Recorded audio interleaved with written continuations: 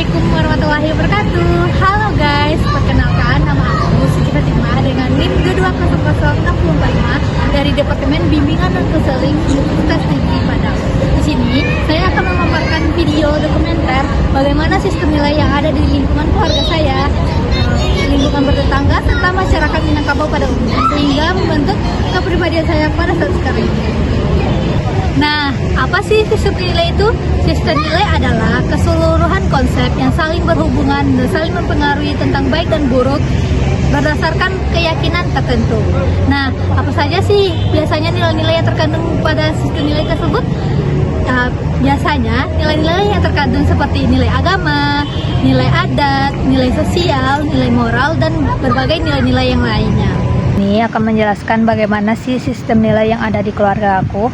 Nah, sistem nilai yang berada di keluarga aku cukup kuat dan kental, seperti bagaimana penerapan nilai adat, nilai sosial, nilai moral, dan nilai agama di keluarga aku. Akan tetapi, dengan adanya kemajuan teknologi dan era globalisasi ini, keluarga aku juga tidak terlalu kaku akan aturan-aturan tersebut. Mereka lebih fleksibel dan memberi kebebasan kepada anaknya. Asalkan masih ada batas-batasannya. Nah, keluarga aku juga menanamkan bagaimana pentingnya komunikasi antar keluarga, antar sesama. Misalnya kalau ada apa-apa itu ngobrol. Nah, kalau ada masalah diobrolin, ditanya apa solusinya, di-sharing. Mana tahu walaupun dia tidak mengalami, tetapi dengan adanya sharing kita bisa mencari solusi yang terbaik. Nah, kebetulan keluarga aku juga lumayan stres untuk peraturan, seperti misalnya kalau dulunya waktu SMP itu kalau pulang harus di bawah jam 7 atau sebelum maghrib. Nah, terus kalau apa-apa tuh harus ngabarin. Kalau pulang tuh nggak boleh sampai malam, bahkan keluar malam di atas setelah maghrib itu tidak boleh. Akan tetapi karena sudah kuliah, mereka sudah membebaskan bagaimana anaknya. Akan tetapi harus ada batas-batasannya. Nah, tapi walaupun sudah dibebaskan, orang tua akan memantau bagaimana sih apa aja yang aku lakukan di luar misalnya, atau harus ngabarin misalnya di mana, lagi apa, sama siapa gitu tuh harus dikabarin. Nah, hal itu tuh membuat aku, karena sudah dibebaskan dan karena ada aturannya dulu yang lumayan strict, aku bisa membatasi diri aku sendiri. Tidak hanya itu, keluarga aku juga cukup kuat terkait tentang nilai moral. Nah, karena kata mereka, moral lah yang akan membantu kita untuk menunjang, untuk mencapai kesuksesan nantinya. Nah, dengan adanya moral dan etika itu tuh kita bisa disenangi oleh semua orang gitu.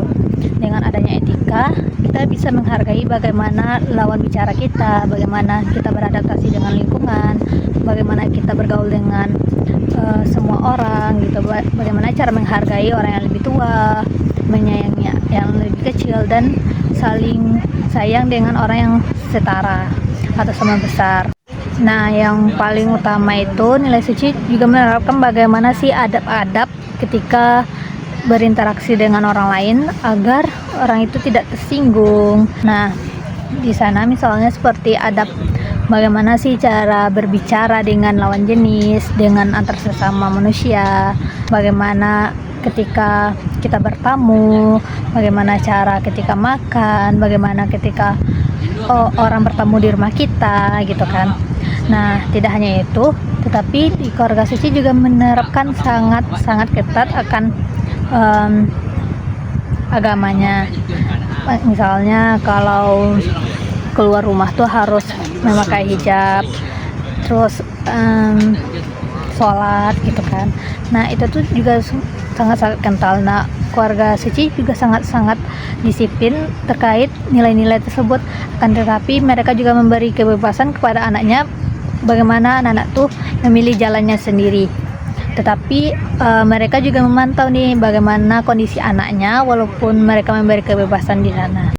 Nah, terkait cara bergaul dengan sesama pun suci juga diajarkan oleh keluarga suci bagaimana cara menghormati akan sesama, walaupun sama besar pun kita harus saling menghormati.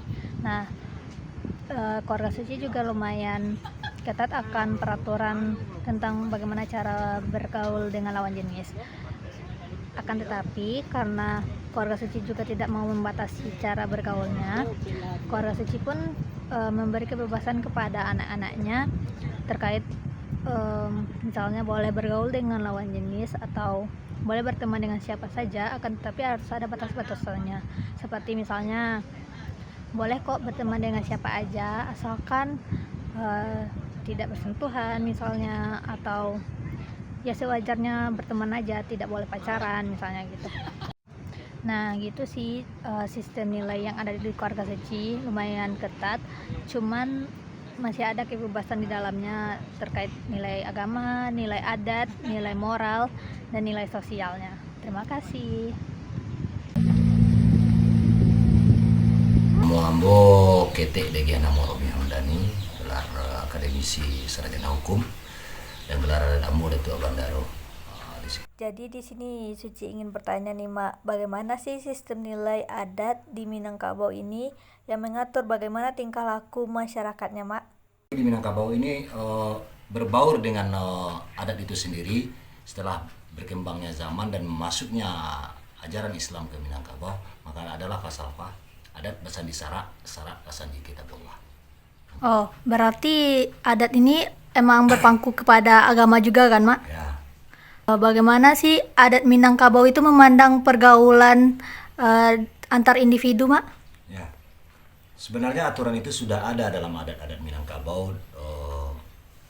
Sangat detail sekali bagaimana penjabaran atau aturan-aturan, ajaran-ajaran yang telah diberikan atau kita terima dari dulunya dari orang-orang tua kita, nenek moyang kita, bagaimana mereka mengatur kita dalam bagaimana bersosial. Mungkin dalam bahasa sekarangnya adalah bersosial, hukum sosial kita kemasyarakatan dengan lingkungan, saudara, ataupun berlawan jenis. Nah, ini ada aturan-aturannya. Nah, salah satu aturan itu adalah kita berpangku kepada aturan adat yang berfalsafahkan kepada sarak tadi. Nah, sarak di sini adalah agama. Dan alhamdulillah kita sangat mengetahui Minangkabau, Sumatera Barat itu boleh dikatakan dominan beragama Islam. Ya. Nah, dari situ kita berpatok pada aturan Islam itu sendiri, bagaimana aturan berhubungan komunikasi sosial kemanusiaan di Minangkabau itu. Baik itu dari aturan di keluarga sendiri, muhrim dengan muhrim, muhrim dengan tidak muhrim, anak-anak, remaja, dewasa sampai bergaul dalam lingkup pemangku-pemangku adat itu sendiri. Nah, tapi bagaimana sih Mak adat zaman sekarang di era globalisasi dengan kemajuan teknologi pada saat sekarang dan pengaruh budaya asing yang masuk ke Indonesia sendiri, Mak?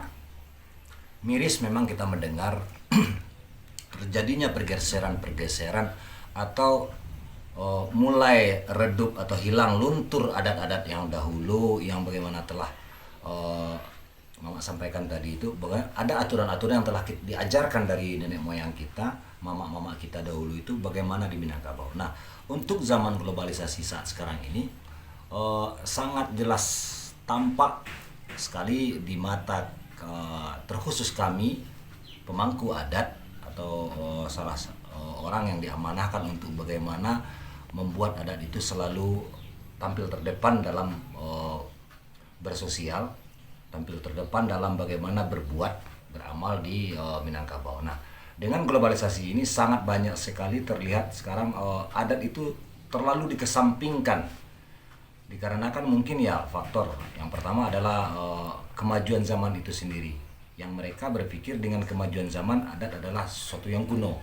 Nah, ini adalah pemikiran-pemikiran salah, pemikiran-pemikiran yang berseberangan sekali dengan apa yang telah dijabarkan, diajarkan. Ketika mereka mengetahui sebenarnya adat itu bagaimana, mungkin mereka akan mengatakan bahwa kita salah untuk mengesampingkan adat di zaman sekarang. Menurut Mama, gimana sih pergaulan muda-mudi yang pada saat sekarang ini, Mak? Kalau untuk berbicara tentang pergaulan muda-mudi sangat sekarang ini jujur secara pribadi, Mama sendiri sangat merasa miris dan sangat disayangkan. Kenapa di daerah Sumatera Barat yang notabene beragama Islam, yang mempunyai aturan adat yang menurut Mama bukan sempurna ya, tapi lebih mengarah kepada kebanyakan kebajikan, terjadi hal-hal yang sangat nyeleneh sekali di zaman sekarang dalam pergaulan anak muda. Ini sebenarnya kasus ini bukan hanya diarahkan atau ini adalah beban yang harus dipikul oleh pemangku adat, pemangku ulama-ulama yang ada. Tapi terkhusus sebenarnya ini adalah kasus orang tua itu sendiri, yang mereka mungkin terlalu membebaskan generasi-generasi muda sekarang, anak-anak mereka untuk boleh berkeliaran keluar tanpa adanya filter dari mereka. Ditambah lagi dengan teknologi yang masuk, adanya gadget-gadget yang masuk, informasi-informasi yang seharusnya tidak pantas mereka baca, informasi yang belum termakan oleh pemikiran mereka, itu mereka baca, mereka lihat. Nah, tampilan-tampilan ini yang membuat generasi ini ya saat sekarang sangat membuat kita merasa kasihan sekali dengan generasi sekarang, karena jauh dari norma-norma agama, jauh dari norma-norma adat. Walaupun itu boleh dikatakan dalam hitungan persentasenya tidak terlalu banyak, tapi ini sudah banyak bagi kita orang Sumatera Barat, ini banyak gitu loh. Jadi pergaulan ini sangat mengganggu sekali kepada bagaimana adat dan agama yang ada di Minangkabau itu bisa berjalan seyogyanya, semaksimalnya. Dengan adanya globalisasi, pergaulan-pergaulan yang seperti ini, permasalahan-permasalahan remaja-remaja yang saat sekarang ini itu mengganggu dan menjadi PR bagi kita, khususnya bagi kami pemangku adat yang Mama, yang punya kewajiban mengarahkan anak-anakan untuk kembali lagi kepada aturan-aturan yang sebenarnya. Itu adalah salah satu sistem penilaian, itu adalah secara hukum standar yang telah dibuat oleh Nyonya Mama dulu.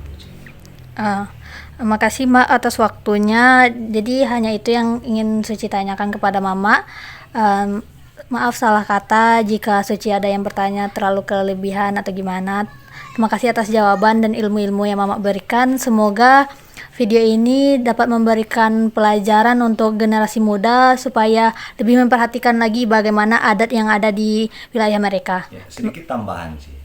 Harapan kami dari Mama, harapan kami dari generasi-generasi penggiat adat istiadat yang ada di Minangkabau untuk generasi sekarang adalah mari kita sama-sama kembali mengangkat maruah Minangkabau itu sendiri. Kalian adalah generasi emas di zaman sekarang yang untuk mencari ilmu pendidikan kalian mempunyai fasilitas yang lengkap. Berbeda dari zaman dahulu, tidak ada universitas, ada pun cuma satu-satu. Sekarang kalian bisa memilih universitas mana, jurusan apa, kalian bisa mencari menambah, mencari ilmu dan bisa mengembangkannya. Tapi satu harapan kami, setinggi apapun, sebaik apapun jurusan yang kalian pilih, tolong kalian ingat kalian hidup di Minangkabau. Mari kita sama-sama mengangkat, membesarkan Minangkabau itu sendiri dengan tradisi yang ada, dengan budaya yang ada, dengan ilmu yang Anda punya. Mungkin itu saja dari Mama untuk kita semua, generasi-generasi baru. Terima kasih Mak. Semoga itu tuh bisa terjalankan. Makasih atas waktunya Mak. Assalamualaikum warahmatullahi wabarakatuh. Waalaikumsalam warahmatullahi wabarakatuh. Waalaikumsalam warahmatullahi wabarakatuh. Alhamdulillah, wassalatu wassalamu ala rasulillah ma ba'du. Perkenalkan, nama Remer Muhammad, LCMAG. Jadi Suci mau nanya tentang sistem nilai Bu ya. Nah, pertanyaan pertama tuh bagaimana sih nilai agama tuh memandang pergaulan antar manusianya dulu Bu ya? Ya, agama memandang pergaulan antar manusia itu sama seperti halnya dengan sebuah bangunan. Dalam artian umat Islam itu adalah bersaudara. Iya. Kemudian umat Islam itu kata Nabi Muhammad SAW itu seperti bangunan saling mengokohkan satu sama lain. Dan bahkan kalau kita berbicara tentang masalah persaudaraan secara Islam, Nabi Muhammad pernah dalam sebuah riwayat menyampaikan La yu'minu ahadukum hatta yuhibbu li akhihi kama yuhibbu li nafsihi. Salah seorang tidak bisa dianggap sebagai orang Islam yang benar-benar sampai dia mencintai saudaranya sebagaimana dia mencintai dirinya. Dan juga sampaikan bahwa umat Islam dengan umat Islam lainnya itu seperti bangunan yang saling mengokohkan antar sesama. Jadi itu hubungan persaudaraan atau hubungan keberagamaan antara sesama manusia dalam pandangan Islam gitu. Jadi memang toleransi, kemudian empati, kemudian saling menyayangi, kemudian saling peduli itu merupakan dasar pokok dari ajaran agama Islam. Berarti nilai agama ini juga menjunjung gimana kemanusiaannya gitu Iya. kan ya. Karena sangat menjunjung, bahkan dalam Islam pun sampaikan untuk menghilangkan hak manusia itu diharamkan, seperti halnya tidak boleh membunuh dengan dengan sengaja, ataupun tidak boleh merampas harta hak orang lain, ataupun Islam mengajarkan bagaimana kita menghormati orang lain. Dan bahkan dalam Islam pun mengajarkan adab atau etika kita terhadap yang lebih tua bagaimana, kemudian kepada sesama seumuran bagaimana, ataupun mengajarkan bagaimana adab atau etika kita kepada orang yang lebih kecil daripada kita. Jadi memang Islam itu adalah agama akhlak. Ad-din khuluq, kata Nabi Muhammad. Agama itu adalah akhlak. Man la dina lahu la khalqa lahu. Orang yang tidak ada agamanya, kata Nabi Muhammad, itu tidak ada akhlaknya. Seperti itu agama Islam memandang hubungan antar sesama. Nah, itu tuh kan tadi secara universal aja itu Iya. ya bagaimana pandangan agama terkait antara manusia. Nah, secara lebih spesifik kepada pergaulan antar jenis kelamin yang berbeda nih Bu ya, antara Ya. laki-laki dan perempuan. Bagaimana sih nilai agama itu memandang pergaulan tersebut Bu ya? Pergaulan antar lawan jenis di Islam itu memiliki aturan masing-masing. Enak. Ya. Nah, ini kita bahas dulu secara beragamanya, nanti mungkin bisa kita bahas bagaimana penerapannya di lingkungan kita. Memang Islam itu membatasi aturan pergaulan antar lawan jenis. Nah, contoh, bahkan kita bahas dulu contohnya di dalam rumah pun. Biasanya Rasulullah menyampaikan kalau seandainya ada anak laki-laki, anak perempuan, kalau seandainya sudah berumur sekian tahun itu dipisah kamarnya. Ya. Itu antar anak laki-laki dan perempuan. Kemudian nanti dalam keadaan tertentu memang ada batasan-batasan pergaulan antara laki-laki dan perempuan, seperti mungkin bahwa laki-laki memang disuruh untuk menjaga pandangannya terhadap perempuan. Kemudian tidak boleh ikhtilat itu namanya itu bercampur baur, dalam istilahnya bercampur baur di seperti halnya sholat jemaah pun Islam membedakan saf laki-laki depan, saf perempuan belakang. Jadi dalam artian ikhtilat itu tidak diperbolehkan secara agama. Kemudian ada tempat-tempat keadaan-keadaan tertentu dalam Islam itu memang membolehkan antara laki-laki dan perempuan untuk bercampur gitu, seperti halnya di sekolah atau majelis ilmu, ataupun di tempat keramaian yang tidak mengundang fitnah di sana. Tetapi apabila seandainya di sana itu ada fitnah yang muncul, Nabi Muhammad biasanya itu pernah suatu ketika berjalan dengan perempuan, takut tadi fitnah. Rasulullah itu menyampaikan kepada sahabatnya bahwa yang bersama Rasulullah itu adalah sepupunya gitu, dalam artian mahramnya. Berarti memang antara pergaulan laki-laki dan perempuan dalam Islam itu dibatasi, ada namanya mahram, ya kan? Ada yang istilahnya yang ada yang bukan mahram, ada yang mahram dalam artian itu yang tidak boleh kita nikahi. Itu pergaulannya tertentu juga. Yang bukan mahram atau ajnabi, nama orang asing namanya, itu tata kerama dan pergaulan pun berbeda juga. Jadi memang dalam Islam itu membatasi antara hubungan laki-laki dan perempuan. Oke. Kan agama itu sangat membatasi pergaulan antara laki-laki dan perempuan, Ibu ya. Iya. Nah, bagaimana menurut pandangan Buya sendiri pergaulan remaja pada saat sekarang ini menurut pandangan agamanya juga, Bu ya? Kalau kita lihat secara di tempat kita di Kelurahan Balai Gadang, ke atasnya lagi itu termasuk ranah Minang. Memang kalau kita cocokkan dengan literatur yang ada di zaman dahulu memang agak jauh berbeda. Contoh, di zaman Nabi dulu perempuan atau khusus terhadap istri Nabi itu wajib pakai nikah. Kemudian di zaman dahulu itu fitnah antara laki-laki dan perempuan itu banyak. Nah, cuman sekarang kalau kita lihat bahwa di Islam ini di tempat kita itu sangat moderat. Dalam arti moderat itu kadang-kadang nilai keberagamaan itu agak terasa kurang, apalagi khusus terhadap remaja gitu. Karena memang pengaruh-pengaruh entah itu dari HP atau pengaruh-pengaruh yang lain itu kadang-kadang banyak mempengaruhi remaja-remaja untuk saat sekarang ini, seperti halnya mungkin kalau seandainya ada organ dan lain-lain, laki-laki dan perempuan jalan bareng-bareng, kemudian perempuan ada yang pulang malam nggak diawasi oleh keluarganya, mungkin nampak juga sama kita untuk saat sekarang gitu. Cuman kalau pergaulan secara umum di tempat kita ini antara pemuda dan pemudi, antara remaja mungkin bisa dibilang bebas, tapi masih ada aturan. Karena memang kalau seandainya contoh tempat kita kalau seandainya ada nanti perempuan jam 10 malam belum di rumah, biasanya pemuda menegur, disuruh masuk ke dalam gitu kan.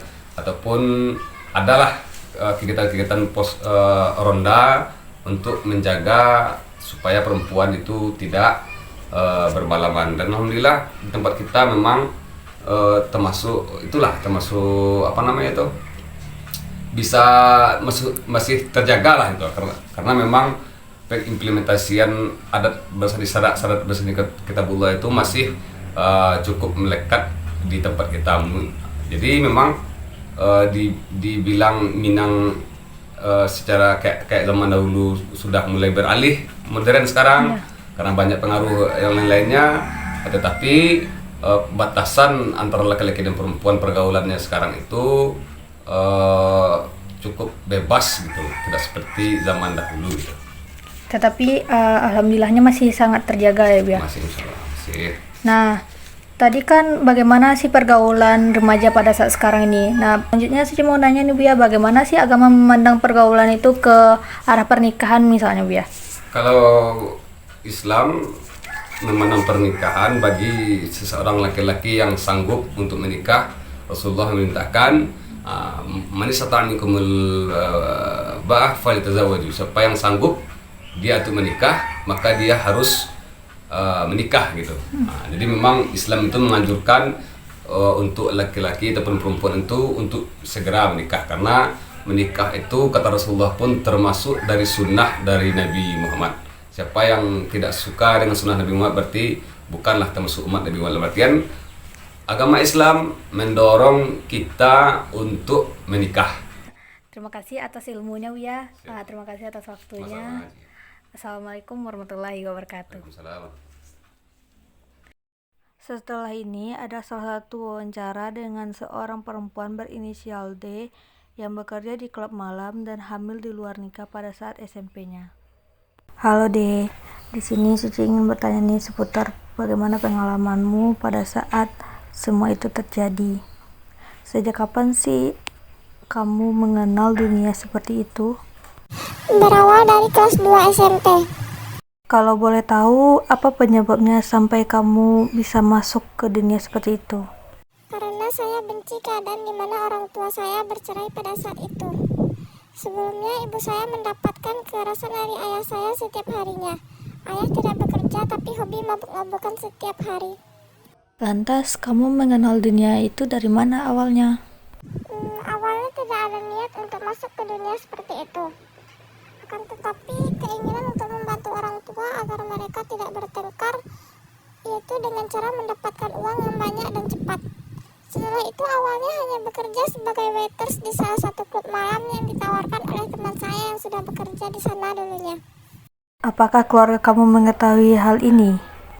Tidak, karena orang tua saya sibuk masing-masing saja hingga kecelakaan itu terjadi, di mana saya hamil sebelum menikah. Sebelum semuanya ini terjadi, bagaimana orang tuamu menanamkan nilai-nilai kepada anak-anaknya?